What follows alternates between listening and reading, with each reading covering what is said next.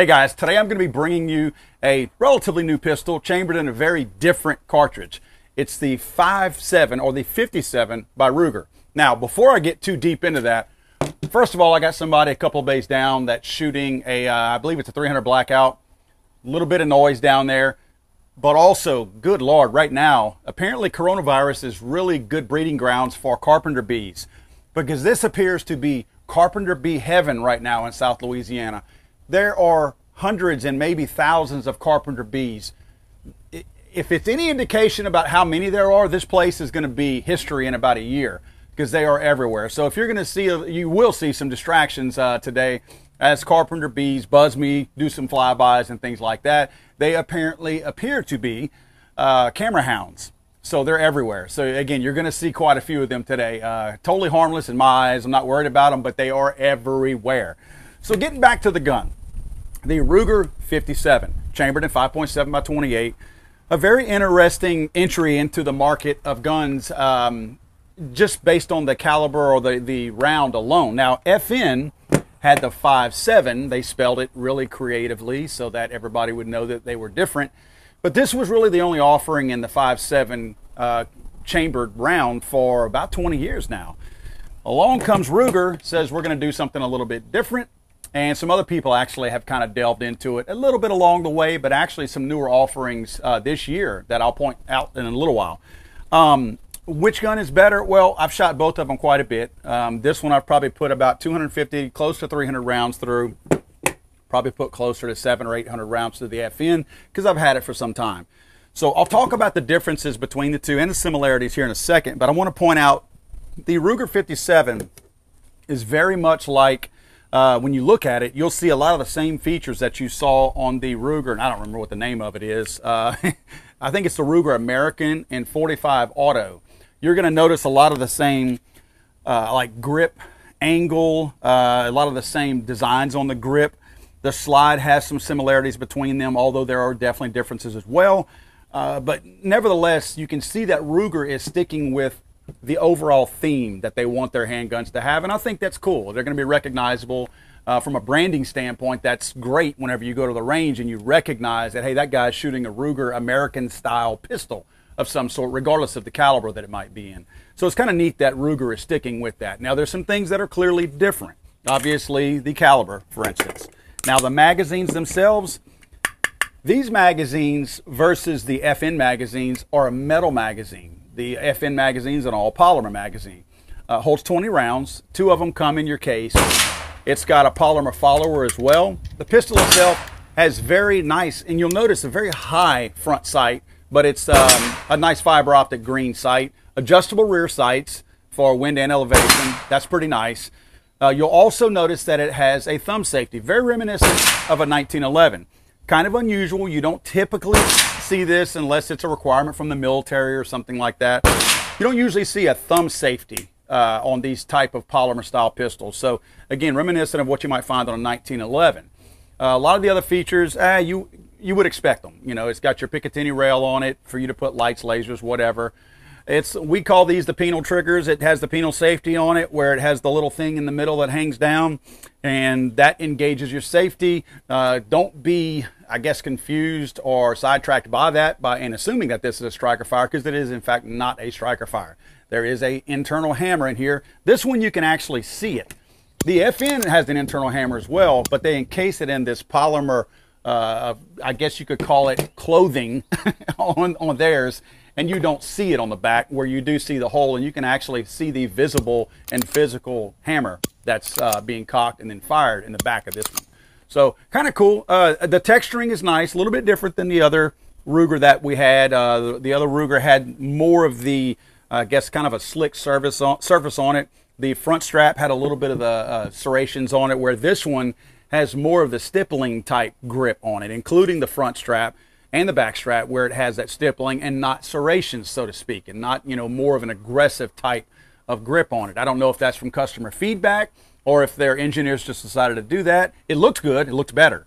And I feel like you're going to get a little bit better grip. Though that really minute stippling almost gives it a skateboard tape type feel. That way you're going to get a good grip, solid grip, without it digging into your hands. Whether your hands are wet, whether you're wearing gloves, whether you have small hands, you're still going to get a positive grip on this thing. So I think that's probably more of an engineering thing, but it's very possible. Some of these companies actually do listen to the customers, and it's possible their customers may have given them that feedback. A couple of really noticeable things that you will notice is that you're going to be dealing with much bigger, as far as girth goes this way, grip than you would on some of the other pistols, simply because you're dealing with a much longer round. So they're having to accommodate that in there. They can't make it too narrow because they are trying to stack in 20 rounds into this magazine. But again, your length of the round is what's dictating this thickness going front to back. You're also going to notice that the pistol itself seems to be a little bit longer than a standard handgun would be. Again, remembering that this round was developed to kind of compete with the 9mm, or to potentially be a replacement for the 9mm with NATO. So keeping that in mind, you'll notice that this is a good bit longer than your standard sized, full-size pistol. That has a little bit to do with ballistics. The 5.7 by 28 requires a little bit different ballistics. We're not going to get into that. There's a whole lot of other conversations with the 5.7 round that we could be talking about. I just don't want to go through all that because that can be quite time consuming. They do relieve a little bit of metal on top of the slide. My guess is that's simply for weight. In many cases, you're going to want to have a little bit more weight out front for I would say like a 9mm up to a 40 Smith & Wesson up to a 45. You don't want to take that weight away out front, because sometimes that's helping you control your recoil a little bit, helping it be a little bit more manageable and keeping that front end down. Because this is such a high velocity round and your mass is not quite so big, you're experiencing a lot less recoil. So by them taking this little bit out of the front on top of the slide, that actually helps a little bit, because you don't need to push that nose down as much as you would with a standard size carry round. So that's kind of the benefit that you're going to see there. I'm not a huge fan of that if you were actually going to use this pistol for a carry gun, and you could, because at night if you're shooting this thing, you're going to experience some light that you probably don't want to see that might affect you as a shooter. Your follow-up shot might not be quite as consistent because you're blinded by the fire. So keep that in mind as well in the event you are trying to do that. Kind of weird thing here. Some guns do this, some guns don't. You do have the ability to make your magazine catch ambidextrous. You can flip it to the other side, and it has that ambidextrous already, thumb safe. It comes equipped ambidextrous. It comes equipped to be ambidextrous on the mag catch, but it doesn't even have the ability to be ambidextrous on the slide catch. So usually whenever you're trying to dip your toe into that ambidextrous world, because from what I understand, lefties are people too, that's what I'm told, usually you do it or you don't do it. I get sometimes, like Glock for instance, sometimes we'll put the mag catch where you can switch it around if you want to, because that's kind of an easy thing to do as far as equipping the gun. But they went through the trouble of doing the thumb safety like that, but not the slide catch. So I'm not really sure about that. I don't know if it has to do with the mechanics of the round and how the inside of it is made, because this pistol is not made like, since it is not a striker fired, it's not made like your typical striker fires on the inside. So my guess is that maybe from an engineering standpoint that was necessary. Again, talking about the inside, it does not have your normal John Browning lockup that you would have in your standard pistols, 1911s, Glocks, and all your striker fires out there. It is a different locking mechanism inside. In fact, it shares roughly the same type of engineering on the inside of the pistol that the FN does as well. Again, it works. Whatever they're doing inside of it, it works. Again, there must be reasons for that. These people get paid a lot of money to design the functionality of the inside of these guns, so clearly there's a reason for it. I'm not going to get into that because I simply don't know the answer. Today I'm going to be shooting rounds from American Eagle and from FN themselves. FN does package their own ammunition. I doubt that they make this ammunition, but it does come with their own little box and their really pretty blue tip on the front of it. Very nice. These guys are both 40 grain rounds, so they're going to experience the same type of performance. So let's run some rounds down range. I'm not really going to do anything for a accuracy test today. Just want to see how the gun itself functions and show you guys how it operates and explain a little bit about the mitigation of recoil that they've managed to do in these types of guns with this particular caliber.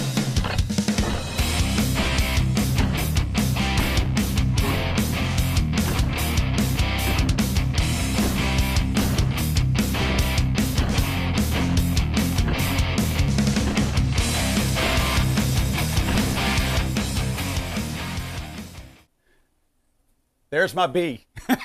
There's one of my bees. He's stalking my camera. Again, guy, this must be carpenter bee heaven out here. They're everywhere. Guys, this Ruger 57 is fun to shoot. It's fun in that it's easy to control. You hit what you're shooting. The sights, I didn't go into them enough earlier, but they are very, very easy to pick up. That fiber optic jumps out at you.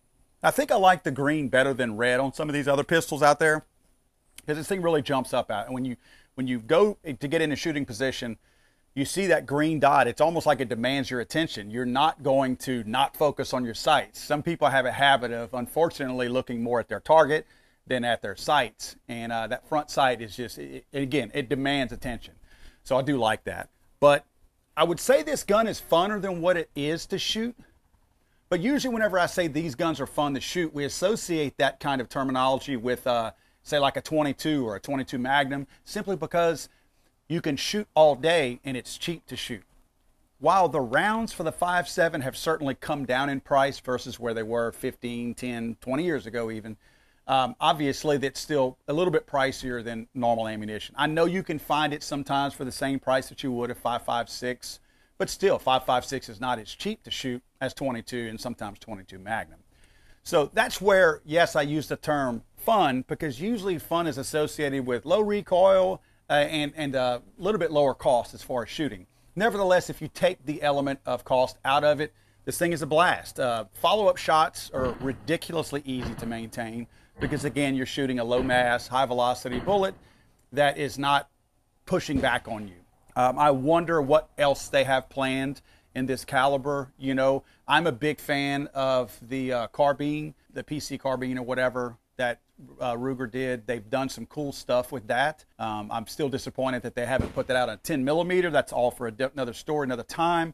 But my guess is, and I wonder if at some point they're not going to introduce that particular rifle in the 5.7 format now that they are already getting into that 5.7. What a cool combination that would be, especially if they made it to where it would most likely share the same magazine. If they made a carbine in that and use the same magazines, and you can actually have both of these in your vehicle, go out plinking or whatever, at some point, the more people that are buying this round and this ammunition and more guns that emerge onto the marketplace, that's just going to lower the cost of that ammunition. So I do see the ammunition as coming lower and lower and lower at some point. Again, as more of the demand gets out there, the production is probably going to ramp up a little bit, and they can drop that cost a little bit. As far as comparing it to the FN 5.7, the FN is going to run you almost twice as much as what you're going to get this Ruger for. So that's one thing to consider. The fact that they have this polymer slide with the metal insert on the 5.7 is kind of cool, gives it kind of a future-y looking look, but it also has a little bit of a clunky look to it. I do find that the Ruger is a little bit nicer looking. Slight bit heavier on the Ruger 57. I don't find that that's necessary, of course, because you're dealing with a round that's not pushing back on you near as much, so you don't need that weight on the firearm itself. So I would have to say, even if you took cost out of the equation, the Ruger is probably a better pistol overall. Now, we don't know how long that's going to last, because the FN 5.7 has a pretty good track record of reliability over time. So we got 20 years of history here. We only have a few months of history here. Now, I want to point something out. Speaking of 5.7, I mentioned earlier in the video that there would be some things coming out from other manufacturers. This is a future video that I will be going over with this bad boy. If you look, the silver upper on here, that is by CMMG. You'll also notice this magazine in there. This magazine is a 5.7 magazine. This upper with the bolt carrier and bolt in it is also a 5.7 upper by CMMG. The black unit that you see down on the bottom and the buttstock, all of this that's black on the bottom is from my Ruger AR pistol that I already had chambered in 5.56. It's just a matter of taking my 5.56 upper receiver off and putting this silver CMMG receiver on, and now I can use their own proprietary magazines and shoot this 5.7 round in the same rifle that I already owned. Very cool conversion. This is going to be in an upcoming video. Look for it very, very soon in the next few weeks. Hopefully by next week I'll get that out. But really looking forward to this. I have not fired this yet. Totally excited about it. We'll see you guys next time. Hey guys, don't ever, ever, ever be ashamed to be the safest person in the room and the deadliest. Thanks, guys.